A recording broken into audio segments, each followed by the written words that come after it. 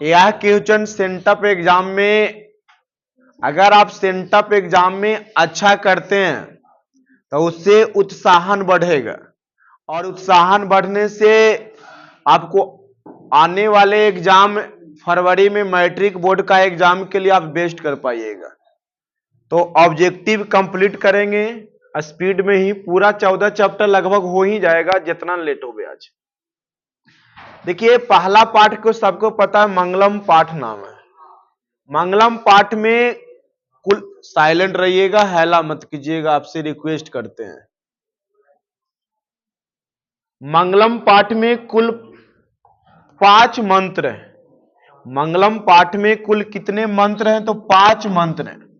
मंगलम पाठ में कुल कितने मंत्र हैं? तो 5 मंत्र हैं। मंगलम पाठ के मंत्र कितने उपनिषदों से लिए गए हैं? कितने उपनिषदों से लिए गए हैं? तो 4 उपनिषद से लिए गए हैं। मंगलम पाठ के जो मंत्र हैं, यह 5 मंत्र 4 उपनिषद से लिए गए हैं। किससे लिए गए हैं? कि 4 उपनिषद से। मंगलम पाठ के मंत्र किस रूप में है? तो पदात्मक रूप में। क्या है? यही होगा ना। उपनिषद के रचनाकार कौन है? तो वेद व्यास। उपनिषद के रचनाकार कौन है? वेद व्यास। उपनिषद किसका अंतिम भाग है? तो वैदिक साहित्य का। वैदिक। क्वेश्चन नंबर 5 है, उपनिषद किसका अंतिम भाग है? तो वैदिक साहित्य का। क्वेश्चन नंबर 6 है, उपनिषद किसका सिद्धांत प्रकट करता है? उपनिषद किसका सिद्धांत प्रकट करता है? तो दर्शन का। उपनिषद किसका सिद्धांत प्रकट करता है? तो दर्शन का। ईशावास्य उपनिषद में किसके विषय में कहा गया है? तो ईशावास्य उपनिषद में आत्मा के बारे में कहा गया है। किसके बारे में कहा गया है? श्वेतांबर उपनिषद में किसके बारे में कहा गया है? तो श्वेतांबर उपनिषद में परमात्मा के बारे में कहा गया है। किसके बारे में?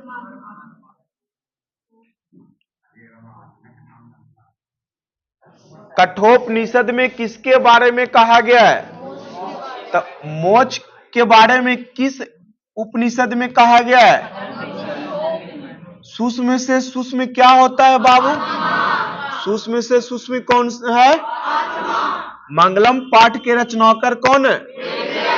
मंगलम पाठ के रचनाकार किसे बस में नहीं कर सकते हैं? आत्मा को आप बस में कर। और सूक्ष्म से सूक्ष्म कौन है? विद्वान शौक रहित होकर किसे देखता है? सत्य से किसका रास्ता प्रशस्त होता है? देवलोक का।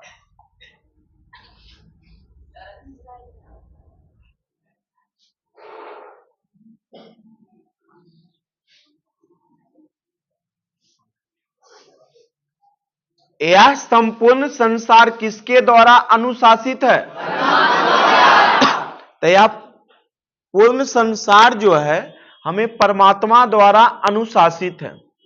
नदियां नाम और रूप को छोड़कर किस में मिलती हैं? तो नदियां नाम और रूप को छोड़कर समुद्र में मिल जाती है।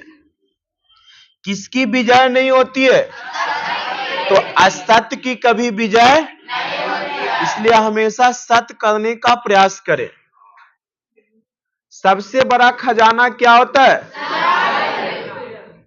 ईश्वर क्या है? ईश्वर सत्य है। किसके प्रभाव से विद्वान शौक रहित होते हैं? तो इंद्रियों से। किसके प्रभाव से विद्वान शौक रहित होते हैं? तो सत्य लोक से विद्वान कहां जाते हैं? तो सत्य लोक, जो सत्य का पालन करते हैं वो विद्वान लोग देवलोक जाते हैं। कहां जाते हैं? साधक किसको पार करते हैं? मृत्यु को।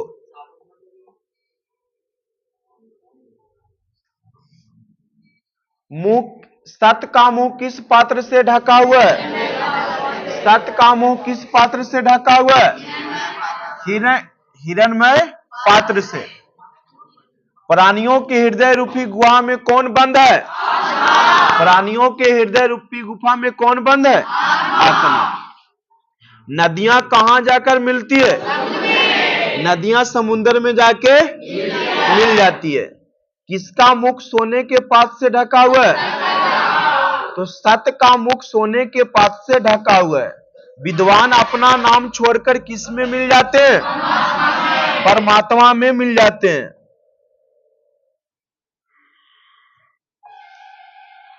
सत्यमेव जयते किस उपनिषद का मूल मंत्र है? तो सत्यमेव जयते मुंडकोपनिषद से लिया गया ही है। कहां से लिया गया है? किसकी गुफा में आत्मा निहित होती है? मंगलम पाठ का प्रथम मंत्र किस उपनिषद से लिया गया है?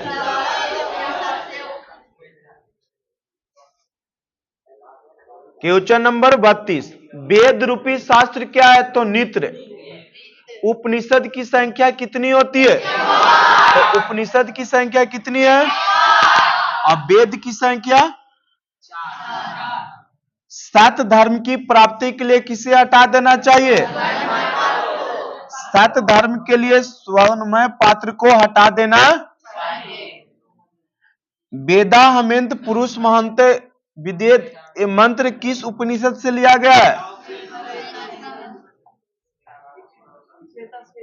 अनोनियान महतो महिमाना ये मंत्र कहां से लिया गया है? कठोप। ऐसे संस्कृत में नहीं, हिंदी में पूछेगा, टेंशन मत लीजिएगा। ईशावास्योपनिषद में किसके विषय में कहा गया है? कठोपनिषद में किसके बारे में कहा गया है? श्वेता श्रोपनिषद में किसके बारे में कहा गया है? तो तीनों याद रखिएगा ज्यादा करके कि सत्य किसके बारे में सत्य कहा गया, मोक्ष के बारे में कहां कहा गया, परमात्मा के बारे में कहां कहा गया। दूसरा पाठ है पाटलिपुत्र। कहा हुआ तुमको जी? पाटलिपुत्र पटना के नाम से कब प्रसिद्ध हुआ? तो पाटलिपुत्र पटना के नाम से हमारे मध्यकाल में प्रकाशित हुआ था। मध्यकाल में प्रकाशित हुआ था। किसने कहा पटना की नगर शोभा देखने में प्रिय है? तो मेघा अष्टनिज ने कहा पटना की नगर शोभा देखने में प्रिय था। पटना का पुराना नाम क्या था? तो पटना का कई नाम है। पाटलिपुत्र, पुष्पुर, कुसुमपुर। पाटल शब्द से जो उत्पत्ति हुआ पाटलीग्राम, तो पटना का पुराना नाम पाटलिपुत्र भी है, पुष्पुर है, कुसुमपुर है। मध्यकाल में पटना लगभग कितने वर्षों तक जीर्ण शीर्ण रहा है? तो हजारों वर्ष। क्या हो जाएगा? देखिए मध्यकाल में पटना लगभग कितने वर्षों तक जीर्ण शीर्ष रहा है? तो लगभग 1000 वर्षों तक। पटना के उत्तर दिशा में कौन सी नदी बहती है? तो पटना के उत्तर दिशा में गंगा नदी बहती है। पाटलिपुत्र में कौन बार बार आए थे? तो भगवान बुद्ध आए थे। भगवान बुद्ध ने ही कहे थे कि आने वाले समय में यह पाटलीग्राम जो है एक महानगर होगा, लेकिन यहाँ डेली अग्निकुंड और बाढ़ से यह ग्रसित रहेगा। पटना नगर की पालिका देवी कौन है? तो पटन देवी। पटना नगर की पालिका देवी कौन है? तो पटन देवी है। पटना किस नदी के किनारे अवस्थित है? पटना में कौमुदी महोत्सव कब मनाया जाता था? तो गुप्त वंश में कौमुदी महोत्सव मनाया जाता था। मेघा अष्टनिज पटना किसके समय आए थे? तो चंद्रगुप्त मौर्य के समय में। आप लोग बहुत आगे से बोल रहे हैं। पाटल पुष्पों की रचना के आधार पर पटना का कौन सा नाम पड़ा था? तो पाटल पुष्पों के रचना के आधार पर पटना का नाम पाटलिपुत्र पड़ा। पाटल जो हमारे हैं गुलाब के पौधों के टहनियों से में कहा गया है कि वहां के कुसुमपुर में जो खेती हुआ करता था, वहीं में फूलों की खेती, गुलाब की खेती हुआ करता था। तो वहीं पाटल पुष्पों की रचना के आधार पर उस क्षेत्र का नाम पड़ा था कुसुमपुर। उसके बाद पाटलिपुत्र पड़ा। बिहार की राजधानी कहाँ है? तो सबको पता है कि पटना है। कौमुदी महोत्सव किस अवसर पे दिखाई पड़ता था? तो दुर्गा पूजा के अवसर पे कौमुदी महोत्सव हुआ करता था। किस नदी पर गांधी सड़क मार्ग बना है? तो महात्मा गांधी सेतु हमारे गंगा नदी पे बने हैं, जो एशिया का सबसे लंबा पुल माना जाता है। शरद काल में कौन सा महोत्सव मनाया जाता था? तो कौमुदी महोत्सव मनाया जाता था। एशिया महादेश का सबसे लंबा पुल कहाँ है? तो पटना में ही है, इन्हें कंफ्यूज मत होइएगा, पटना में ही है। गोल घर कहाँ है?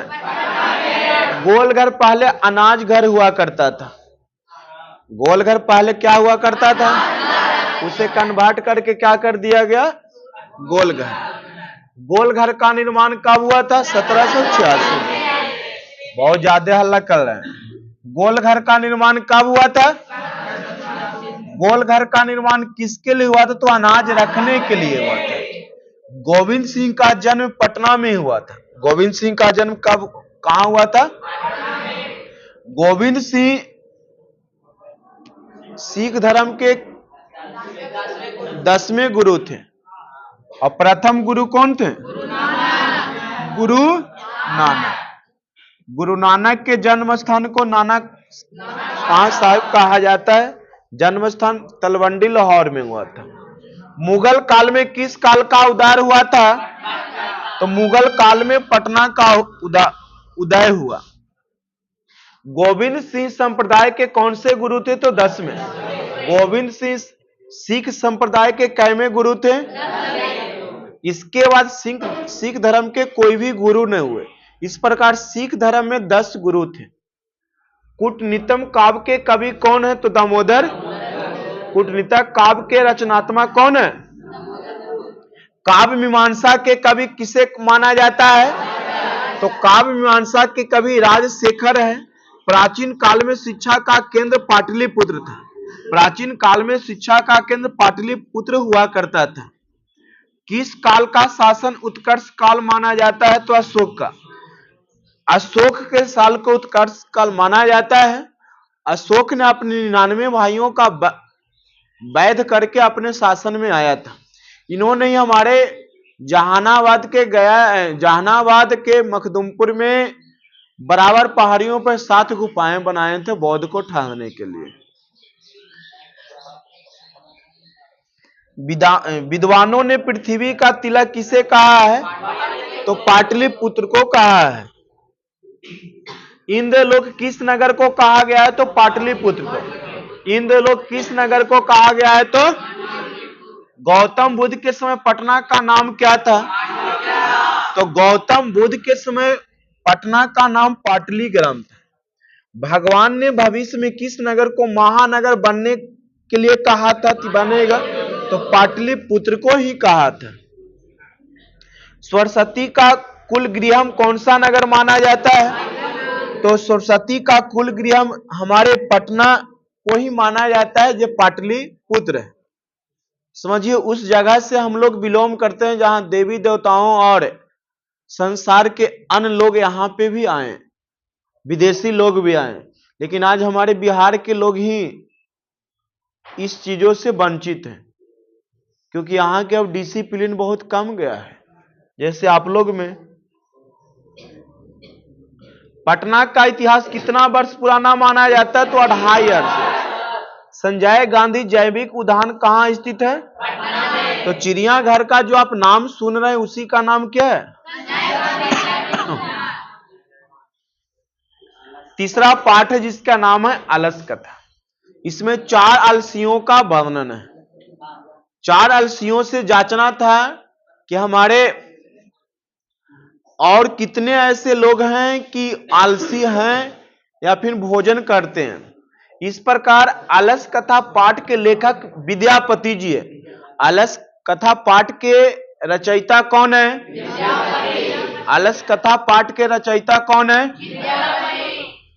विद्यापति किस भाषा के कवि माने जाते हैं? तो विद्यापति मैथिली भाषा के कवि माने जाते हैं। मैथिली भाषा के कवि। पुरुष परीक्षा क्या शिक्षा देता था? तो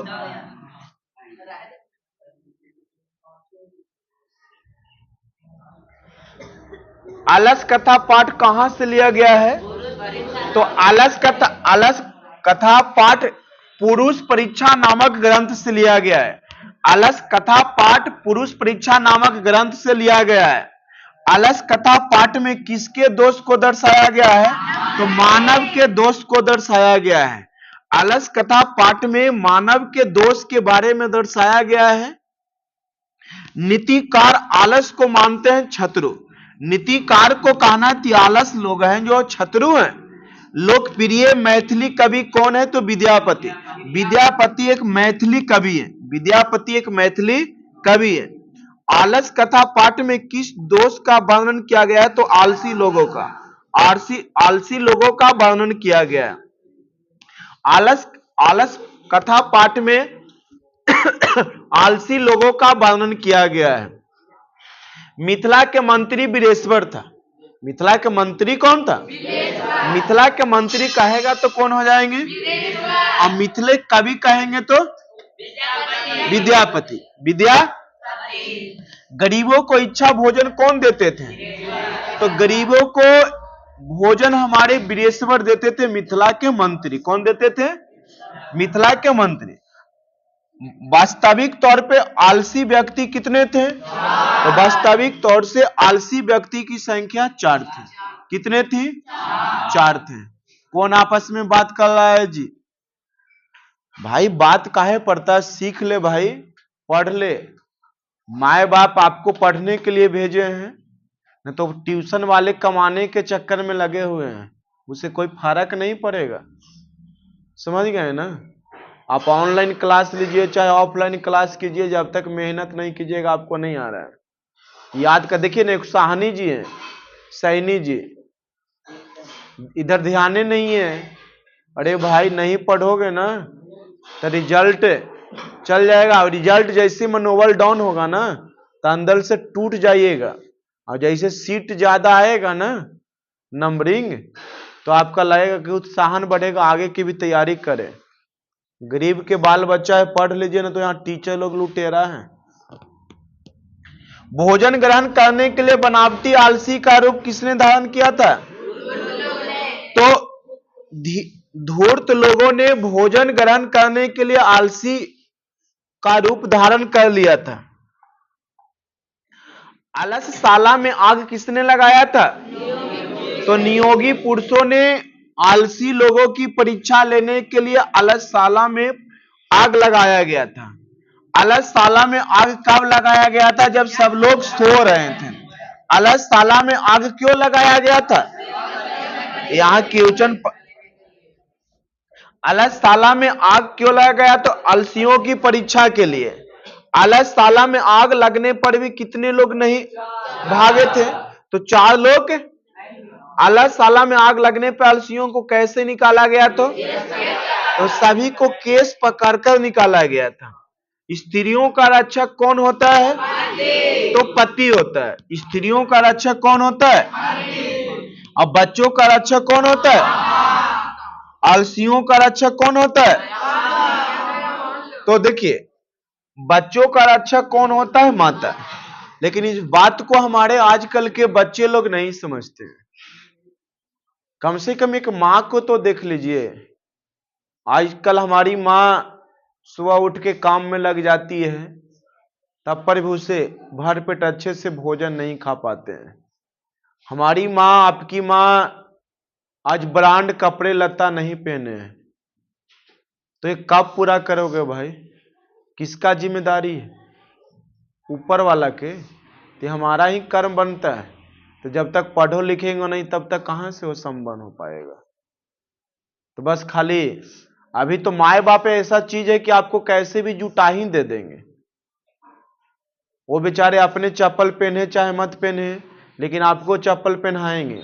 वो ठंडी के कपड़ा पहने चाहे मत पहने, लेकिन आपको खरीद के देंगे। तो इसका थोड़ा सा लाज रखने का प्रयास कीजिए कि हमारे घर में माँ भी है। आने वाले समय में कामयाब होके माँ को अच्छे से पालन करेंगे। देखिए, चार आलसी पुरों ने 4 प्रकार से अपना बात रखते हैं। पहले आलसी कहता है अरे हल्ला कैसा है, यह किस आलसी ने बोला? प्रथम पुरुष ने कहा तेरे कैसा हल्ला हो रहा है। द्वितीय पुरुष ने कहा अरे मर्द ये घर में आग लग गया हो, घर में आग लग गया। अब कहता है, तीसरा कहता है कि कोई यहां पे धार्मिक पुरुष नहीं है जो हम लोग के ऊपर आकर कंबल डाल दे, ऐसा तीसरे व्यक्ति ने कहा। चौथे व्यक्ति ने कहा अरे बाचलो तुम लोग चुप हो जाओ, ऐसा चौथा व्यक्ति ने। प्रथम पुरुष ने कहा लगता है कि हल्ला हो रहा है, हल्ला कैसा है? दूसरे व्यक्ति ने कहा कि यह हल्ला जो हो रहा है आग लग गया है। तीसरे व्यक्ति कहता है कि अरे यहां पे कोई धार्मिक व्यक्ति नहीं है जो हम लोग के ऊपर कम्बल लाकर डाल दे। चौथे व्यक्ति कहता है अरे बाचलो चुप रहो ना, हम लोग तो चारों आलसी है, टेंशन क्या है, इसी में रहो। तो पुरुष परीक्षा किस भाषा से लिखित है? मैथिली भाषा में। मैथिली कवि कौन है? विद्या। पुरुष परीक्षा क्या शिक्षा देती है? दोष को निकारण करना, मतलब निवारण करना। जितना अंदर आपके दोष कमियां हैं, सोच रहे हैं आज ना कल पढ़ेंगे, कल पढ़ेंगे, परीक्षा के दिन पढ़े 4 दिन पहले, कल से पढ़ेंगे, ऐसे करते करते करते समय निकल जाएगा और जिंदगी में आपका सिद्धांत दिमाग में बैठ जाएगा कि 20 दिन बचित है, 15 दिन बचित है, परीक्षा के दिन खूब रटेंगे, परीक्षा के दिन दिमाग में बैठ जाएगा कि गेस्ट पेपर लेके घुसना है। तो ये दिमागों से निकाल दीजिए अपने दोस्त को। कौन परिश्रम करना नहीं चाहते हैं? भूखा रहना कौन पसंद करते हैं? सारे सुखों का मूल संगन क्या है? घर में आग लगाने पर भी कौन नहीं भागा था? अब चौथा चैप्टर का नाम है संस्कृत साहित्य लेखिका। समाज रूपी गाड़ी कैसे चलती है? तो इस समाज में पुरुष और नारी दोनों अगर सहयोग हैं, संयुक्त हैं, अच्छे से हैं, तो उनके घर की गाड़ियां अच्छे से चलती है, उनका परिवार में सुख संपन्न रहता है। जब माँ पिताजी की संपन्न नहीं रहेंगे तो हमारे रहते क्या होगा, चाहे हम उनका पुत्र रहते क्या होगा, सुखी नहीं रहेगा। तो संसार रूपी जो गाड़ी चलती है पुरुष और नारी दोनों से चलती है। अर्थवेद में कितनी महिला कवित्रियों का वर्णन है? तो अर्थवेद में 5 महिलाओं का वर्णन किया गया है। ऋग्वेद में कितने ऋषिकाओं का वर्णन है? तो ऋग्वेद में 24 ऋषिकाओं का वर्णन है। लौकिक संस्कृत में कितने ऋषिकाओं का वर्णन है? लौकिक संस्कृत में ऋषिकाओं के कितने पद मिलते हैं? याज्ञवल्क्य की पत्नी का नाम क्या था? ये पूछता है याज्ञवल्क्य की पत्नी का नाम क्या था? याज्ञवल्क्य ने अपनी पत्नी मैत्रेयी को किसकी शिक्षा दी थी? आत्म तत्व की। किसकी दी थी? महाभारत में किसका वर्णन है? जनक की सभा में सबसे विदुषी कौन थी? तो जनक की सभा में सबसे विदुषी व्यक्ति थी जो गार्गी थी, महिला थी। चंद्रादित्य किस वंश के थे? तो चंद्रादित्य चालुक वंश के थे। चंद्रादित्य की रानी का नाम क्या था? तो चंद्रादित्य की रानी का नाम विजय भट्टारिका था। कंपन राय का काल क्या माना जाता है? तो कंपन राय का काल 14वीं शताब्दी माना जाता है। कंपन राय की पत्नी का नाम क्या था? तो कंपन राय की पत्नी का नाम गंगा देवी था। क्या था? मधुरा विजयम काव्य की रचना किसने किया? अच्युत राय का शासनकाल क्या था? षोडश। अच्युत राय की पत्नी का नाम क्या था? याद नहीं है? तो तिरुलामा ने किसकी रचना की थी? चंपू काव्य की। चंपू। आधुनिक ऋषिका में सबसे प्रसिद्ध कौन है? शंकर चरित्र की रचना किसने किया? पंडित क्षमा। सत्याग्रह गीता की रचना किसने किया है? तो सत्याग्रह गीता की रचना पंडित क्षमा राव ने की है। सत्याग्रह गीता की रचना पंडित क्षमा राव ने किसके दर्शन से प्रभावित होकर किया था? तो महात्मा गांधी से प्रभावित होकर। बनमाला भवालकर, मिथिलेश कुमारी मिश्र इत्यादि किस काल के कवि माने जाते हैं? तो बनमाला भवालकर, मिथिलेश कुमारी मिश्र ये हमारे वर्तमान काल की कवि माना जाता है, ऐसा चौथा पाठ में कहा गया है। विजयानाका को डांडी से ने क्या कहा था? सर्व शुक्ला सरस्वती। सर्व शुक्ला सरस्वती किसे कहा गया? संस्कृत साहित्य लेखिका किस प्रकार का पाठ है? विजयांका किस शताब्दी में थी? विजयनगर के राजा ने किस भाषा के संरक्षण का प्रयास किया? नीलोत्पल श्यामा किसे कहा गया? दार्शनिक के रूप में कौन वर्णित है? अच्युत राय कहां के राजा थे? भारत महिमा पाठ किस रूप में है? तो भारत महिमा पाठ किस रूप में है? भारत महिमा पाठ में कितने पद हैं? भारत महिमा पाठ के कितने पद पुराणों से लिया गया है? पुराण से।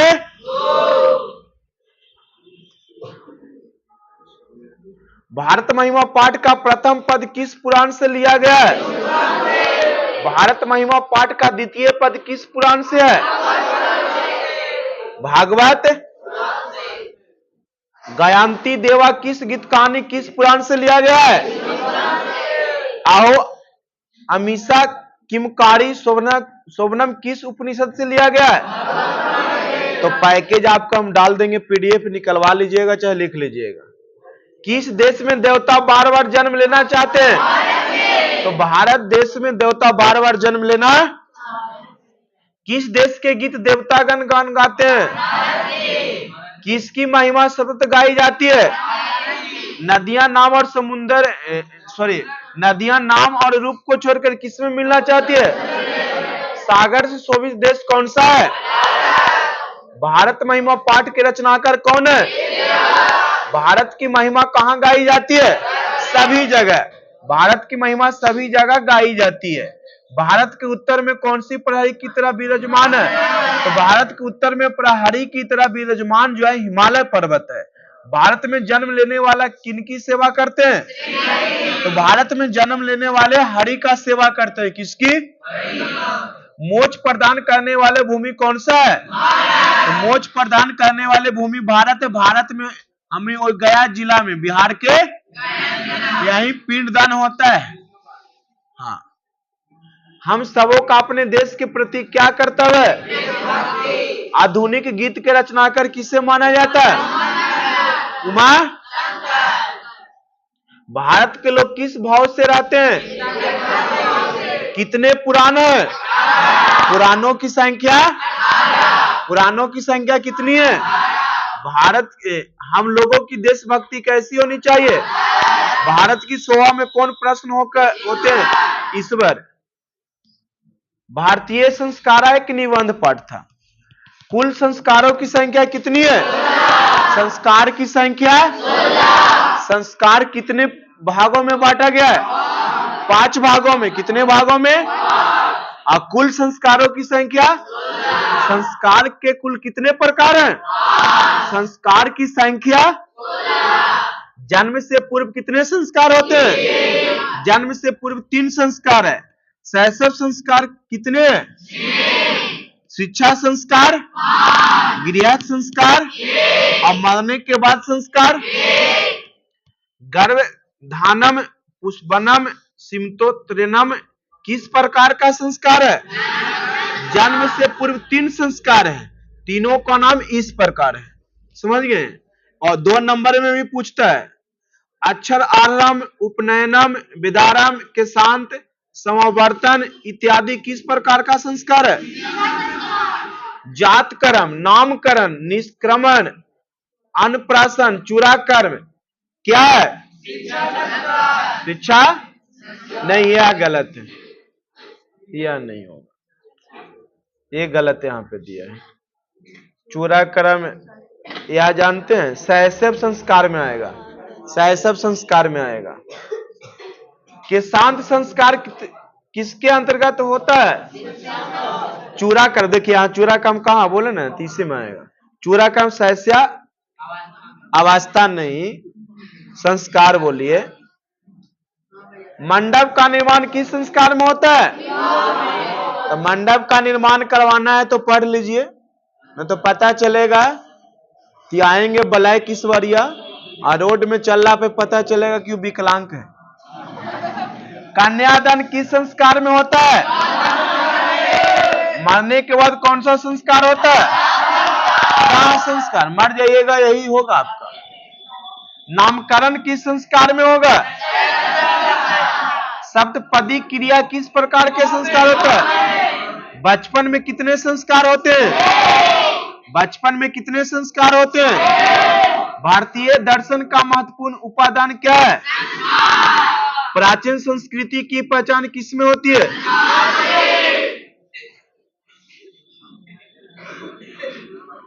हल्ला कम कीजिए। प्राचीन काल में स्त्रियों को क्या कहा जाता था? आवाज के स्त्रियों को, अरे आज क्या कहा जाता है? शेरनी। गुरु शिष्य को कहां ले जाते थे? गुरुकुल में, वन में। शिक्षा नियमों का पालन कौन करता था?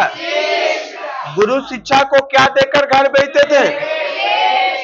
प्राचीन काल में शिष्य विधारम कहां करते थे? भारतीय संस्कृति का परिचय किस में दिखाई पड़ता है? अंतिम शिक्षा संस्कार का नाम क्या है? समा। पानी ग्रहण संस्कार में क्या होता है? जो पानी कटाई होता है, कुआं कटाई या बर कटाई के नाम से जाना जाता है।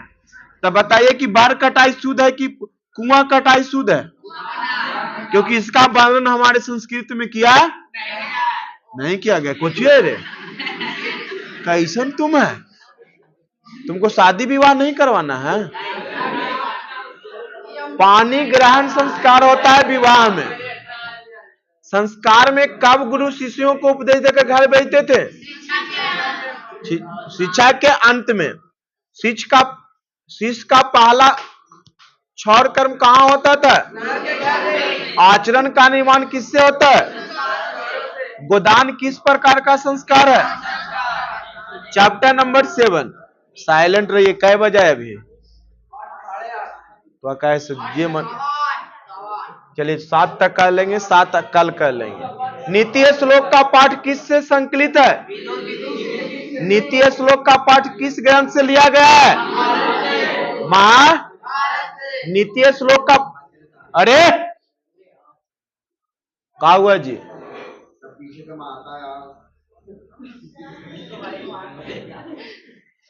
नीतीय श्लोक का पाठ के रचनाकार कौन है? नीतीय श्लोक का पाठ में कुल कितने श्लोक हैं? विदुर किसके प्रश्नों का उत्तर देते हैं? तो विदुर धृतराष्ट्र के प्रश्नों का उत्तर देते हैं। विदुर कौन था? नीतीय श्लोक के रचनाकार कौन है? विदुर नीति किस ग्रंथ का अंश है? विनय को कौन मारता है? कैसे पुरुष सभी जगह सुलभ होते हैं? बिना बुलाए कौन आता है? बिना बुलाए कौन आता है? सभी जीवों के सत्य को जानने वाला को क्या कहते हैं? सभी जीवों को सत्य को जानने वाला को पंडित कहा जाता है। बिना पूछे बोलने वालों को मूर्ख कहा जाता है। बिना पूछे बोलने वालों को क्या कहा जाता है? काम, क्रोध और लोभ किसके द्वारा है? तो नरक जाने के कितने द्वार हैं? काम, क्रोध और नरक के कुल कितने द्वार हैं? कौन कौन? धर्म की रक्षा किससे होती है? रूप की रक्षा किससे होती है? सुख किसे कहा गया है?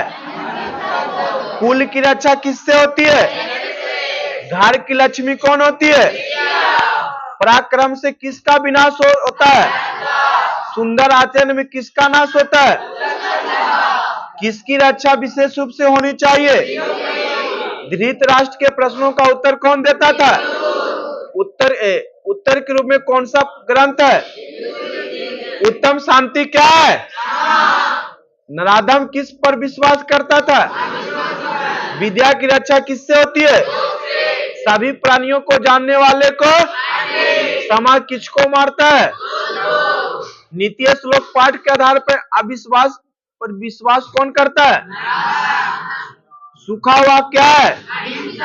परम तृप्ति देने वाली क्या है? अपनी उन्नति चाहने वाले को कितने दोस्तों को त्याग करना चाहिए?